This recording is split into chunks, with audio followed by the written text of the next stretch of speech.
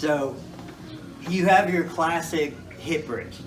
I lay on my back, I kind of tighten the abdomen, so I draw in a little bit of tension, I tighten the glutes, and I push my feet down to create space and lift my hips up.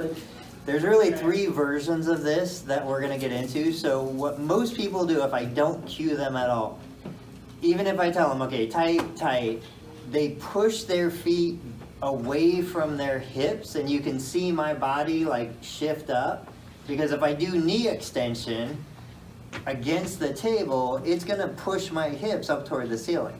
So I can do a knee extension bias, a quad bias hip bridge.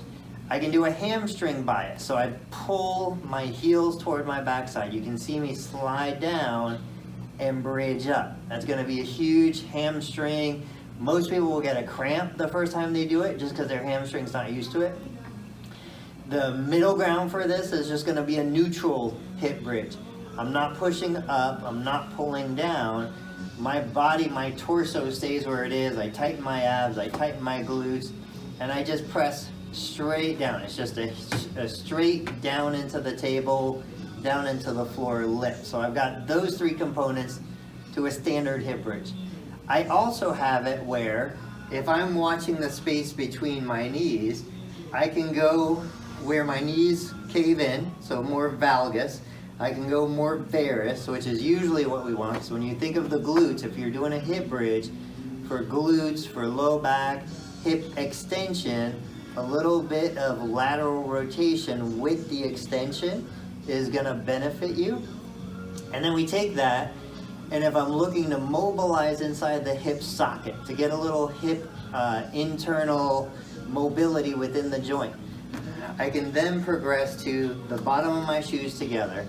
As I press my shoes together, I can feel my adductors, I can feel my hamstrings kick in.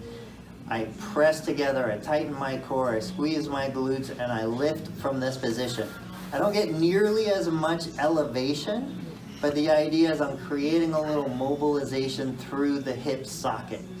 And so if I don't have the motion, if I want to improve sit to stand, if I want to improve squats, if I've just had a knee replacement and I want to get hamstring, quad, and everything working within the knee joint a little better, but I don't want to keep working the knee because the knee's swollen and painful and sore, I want to work the hips, and I want to use any of these versions of a bridge to work the hips, which is going to benefit the knee, benefit the low back, even benefit the ankle.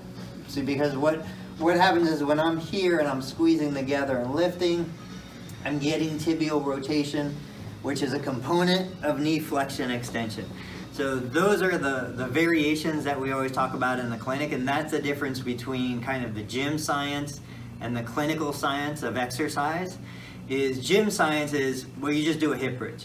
You put a weight on and you shove your hips towards the ceiling. The clinical science is, no, there's all these little intricacies. You can bias the quads, you can bias the hamstrings, you can bias the hip internal rotators, external rotators.